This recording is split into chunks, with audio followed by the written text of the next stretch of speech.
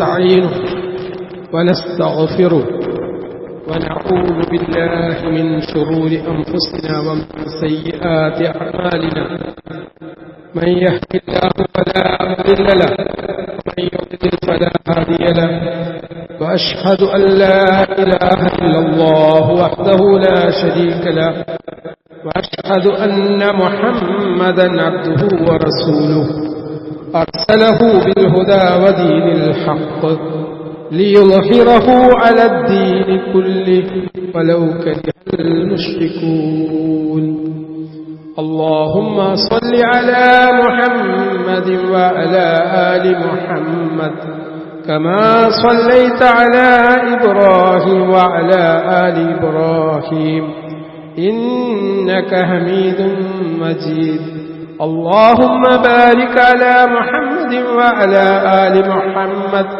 كما باركت على إبراهيم وعلى آل إبراهيم إنك حميد مجيد أما بعد فإن خير الحديث كتاب الله وخير الهدي هدي محمد صلى الله عليه وسلم وشر الأمور محدثاتها وكل محدثة بدعة وكل بدعة ضلالة كل ضلالة في النار يا أيها الذين آمنوا اتقوا الله حق تقاته ولا تموتن إلا وأنتم مسلمون أعوذ بالله من الشيطان الرجيم بسم الله الرحمن الرحيم ولو يعجل الله للناس الشر استعجالهم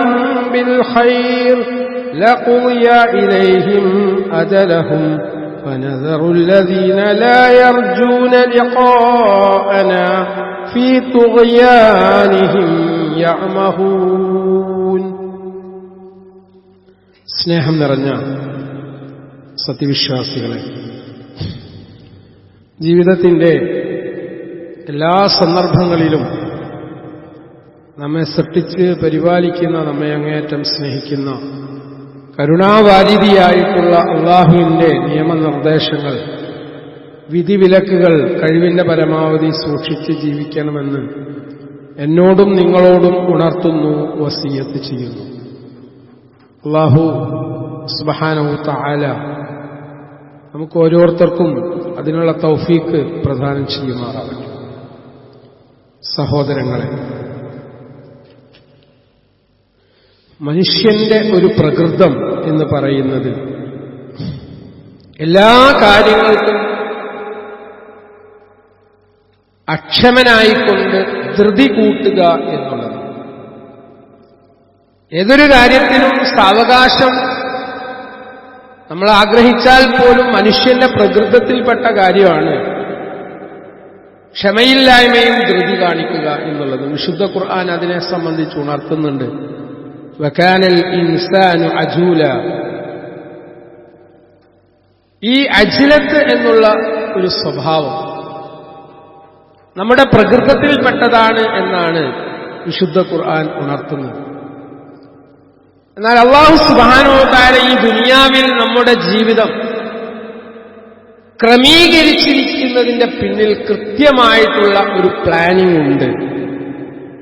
കോടാനുകോടി ബീജങ്ങൾ, ആ ബീജങ്ങളിൽ നിന്ന് ഒരു ബീജമാണ് അണ്ഡവുമായി സംയോജിച്ചുകൊണ്ട് ഉമ്മയുടെ ഗർഭപാത്രത്തിൽ ഞാൻ എന്ന വ്യക്തിക്ക് വിത്ത് പാകിയിട്ടുള്ളത്. ഉപ്പയുടെ മുതുകിൽ നിന്ന് പുറപ്പെടുന്ന ആ ബീജത്തിൽ കോടാനുകോടി ബീജങ്ങളുണ്ട്. അതിൽ നിന്ന് ഒരു ബീജം മാത്രമാണ് അണ്ഡവുമായിട്ട് സംയോജിച്ചത് എന്ന് പറയുമ്പോൾ അള്ളാഹു നമ്മെ സ്പെഷ്യലി സെലക്ട് ചെയ്തിട്ടുണ്ട്. ഈ ഭൂമിയിലേക്ക് കൃത്യമായിട്ട് നമ്മെ അയച്ചതിന്റെ പിന്നിൽ ഒരു ലക്ഷ്യമുണ്ട് എന്നർത്ഥം. എന്നാൽ ഘട്ടം ഘട്ടമായി ഉമ്മയുടെ ഗർഭപാത്രത്തിൽ നിന്ന് വളർന്ന് വലുതായി പ്രസവം നടന്ന് മുലയൂട്ടലിന് ശേഷം പക്വതയിലേക്കെത്തി. അപ്പൊ നമ്മൾ അള്ളാനെ മറക്കുകയാണ്. വിശുദ്ധ ഖുർആൻ സൂറത്ത് യൂനുസ് 11-ാമത്തെ വചനത്തിൽ ബോധിപ്പിക്കുന്ന ഒരു കാര്യമുണ്ട്. വലൗ യുഅജ്ജിലുല്ലാഹു ലിന്നാസി അശ്ശർറ ഇസ്തിഅജാലഹും ബിൽ ഖൈർ ലഖുദിയ ഇലൈഹിം അജലുഹും ഫനദറു അല്ലദീന ലാ യർജൂന ലിഖാഅനാ ഫീ തുഗ്യാനിഹിം യഅമഹൂൻ. മനുഷ്യര് നന്മയ്ക്ക് വേണ്ടി ധൃതി കൂട്ടുന്ന അതേ പ്രകാരം അല്ലാഹു സുബ്ഹാനഹു വ തആല അവർക്ക് തിന്മക്ക് ധൃതിപ്പെടുത്തിയിരുന്നെങ്കിൽ, നന്മയ്ക്ക് വേണ്ടി നമ്മൾ ധൃതി കാണിക്കുന്നുണ്ട്, നമുക്ക് നന്മ ഉണ്ടാവാൻ വേണ്ടി നമ്മൾ ധൃതി കാണിക്കുന്നു. എന്നാൽ അതുപോലെ അല്ലാഹു സുബ്ഹാനഹു വ തആല മനുഷ്യന് തിന്മയുടെ കാര്യത്തിൽ ധൃതി കാണിച്ചിട്ടുണ്ടായിരുന്നെങ്കിൽ അവർക്ക് അവരുടെ അവധി തീരുമാനിക്കപ്പെടുക തന്നെ ചെയ്യുമായിരുന്നു. എന്നാൽ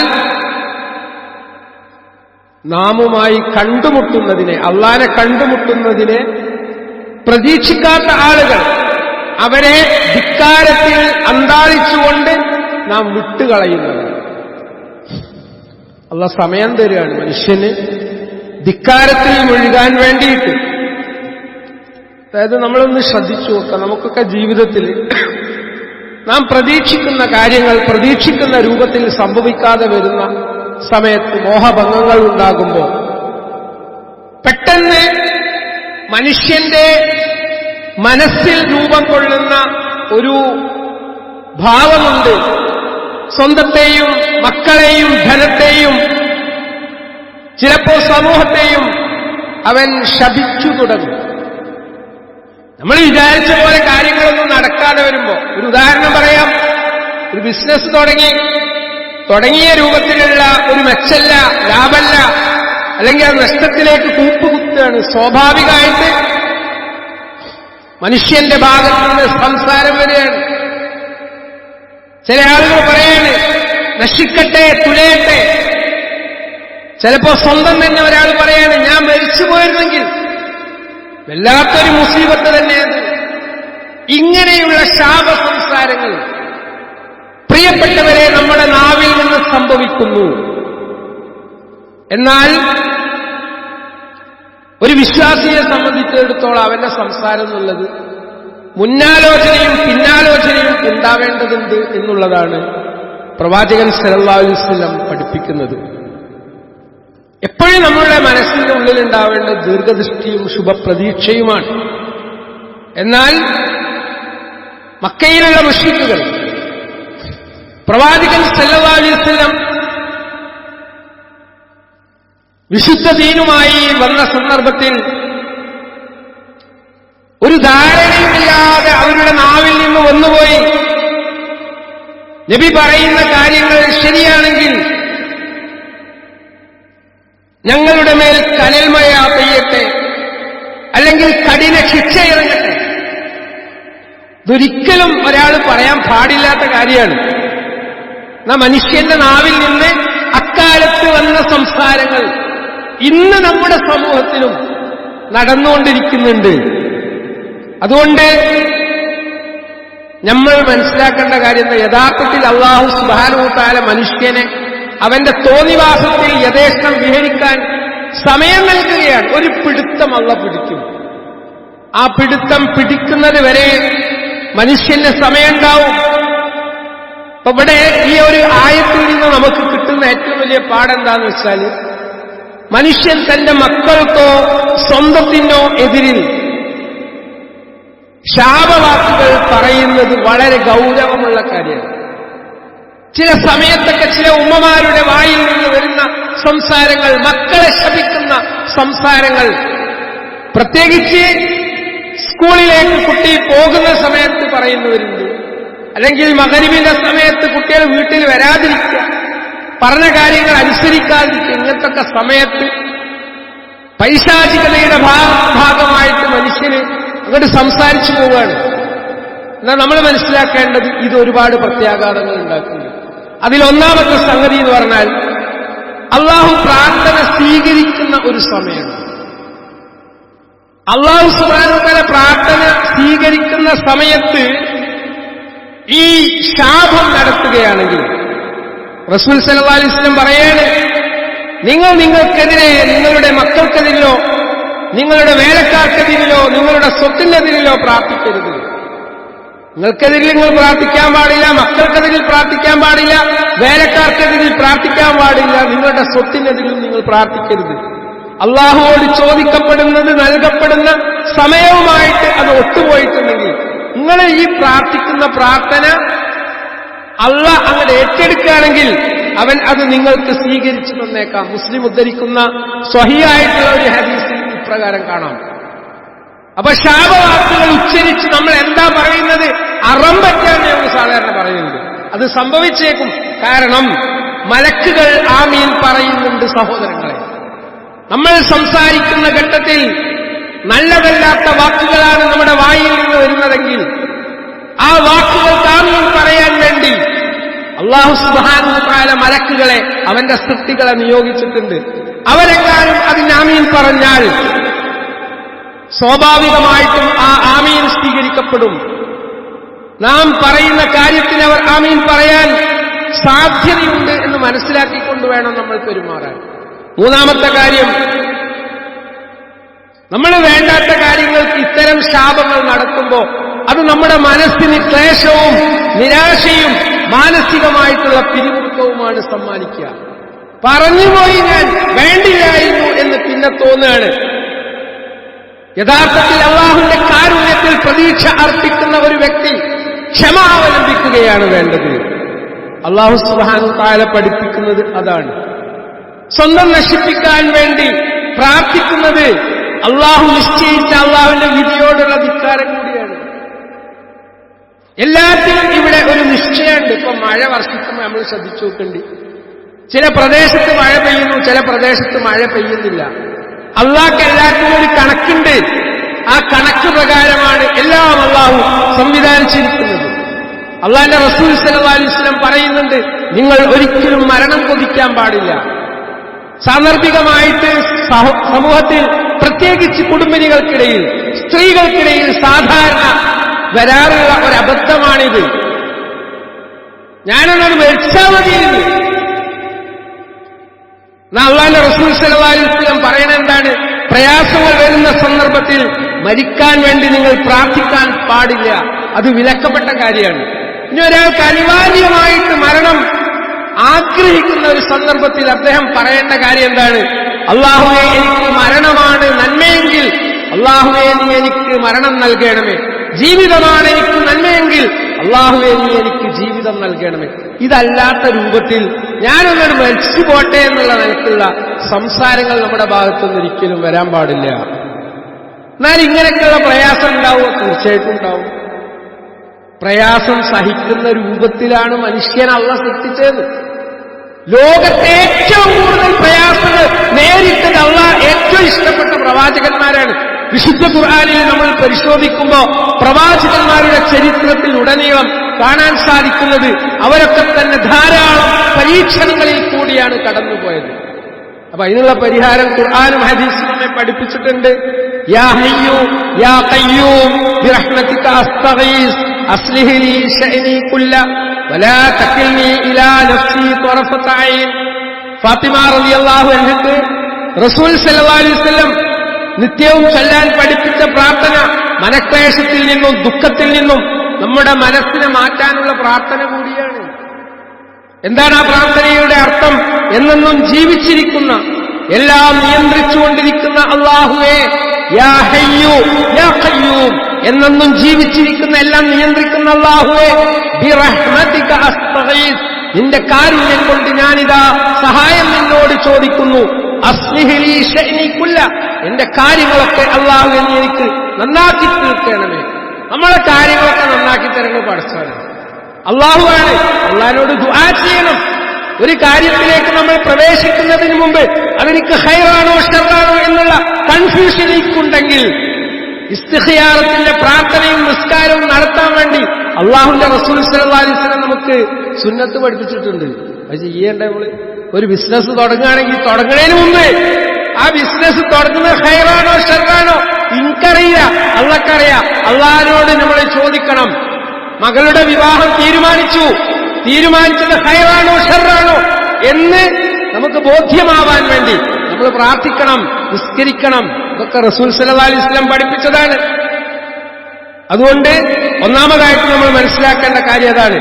ഇനി എങ്ങാനും ശാപവാക്കുകൾ നമ്മുടെ വായിൽ നിന്ന് വന്നുപോയിട്ടുണ്ടെങ്കിൽ നമ്മൾ ചെയ്യേണ്ട എന്താണ്? ഇസ്തിഗ്ഫാർ നടത്തുക എന്നുള്ളതാണ്. പറഞ്ഞുപോയി, അബദ്ധത്തിൽ സങ്കടം വന്നപ്പോ, വിഷമമുണ്ടായപ്പോ, അപ്പൊ നമ്മൾ പറയണം അസ്തഗ്ഫിറുല്ലാഹുൽ അലീം, അസ്തഗ്ഫിറുല്ലാഹൽ അലീം, ലാ ഇലാഹ ഇല്ലാ ഹുവൽ ഖയ്യൂം വഅതൂബു ഇലൈഹി. ഇസ്തിഗ്ഫാറിന്റെ പ്രാർത്ഥന എന്ന് പറഞ്ഞാൽ അള്ളാഹ്ക്ക് വളരെ ഇഷ്ടപ്പെട്ട കാര്യമാണ്. റമളാൻ എന്നുള്ള പവിത്രമായ ഒരു മാസത്തിലേക്ക് നമ്മൾ പ്രവേശിക്കുകയാണ്. പ്രവാചകൻ സല്ലല്ലാഹു അലൈഹി വസല്ലം ശഅബാൻ മാസത്തിൽ ഏറ്റവും കൂടുതൽ സൽക്കർമ്മങ്ങൾ പ്രവർത്തിച്ചു, ഏറ്റവും കൂടുതൽ വ്രതം അനുഷ്ഠിച്ചു എന്നൊക്കെ നമ്മൾ കാണുന്നു.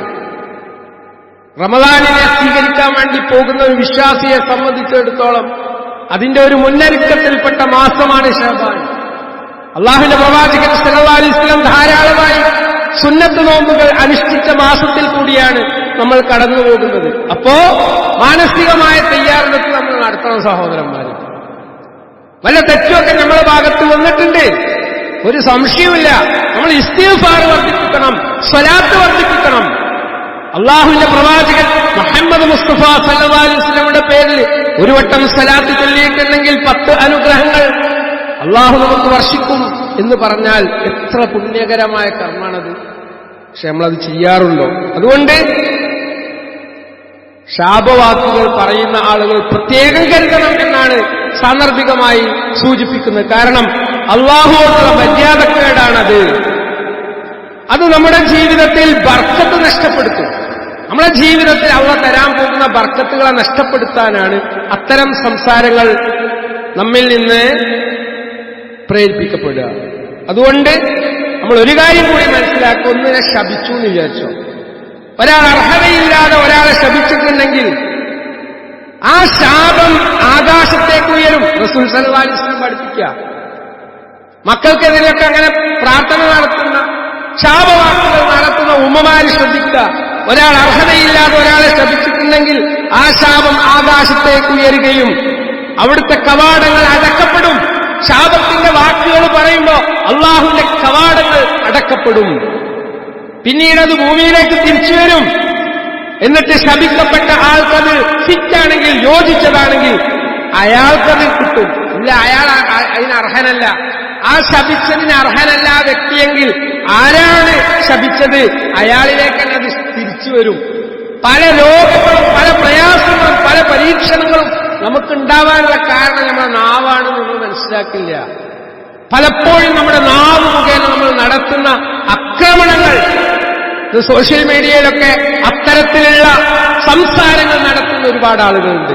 അവർ മനസ്സിലാക്കുന്നില്ല എത്ര ആളുകൾക്കാണ് അവരുടെ നാവ് കൊണ്ട് മുറിവുകൾ ഏൽപ്പിക്കുന്നത്. അതുകൊണ്ട് ഇത്തരത്തിലുള്ള ശാപ സംസാരങ്ങളിൽ നിന്ന്, ലഅനത്തുകളിൽ നിന്ന് നമ്മൾ മാറി നിൽക്കണം. അള്ളാഹുവിന്റെ കാരുണ്യത്തിൽ നിന്ന് അകന്നു പോവാൻ മാത്രമാണ് അത് കാരണമാവുക. അള്ളാഹു നമ്മെ അനുഗ്രഹിക്കട്ടെ.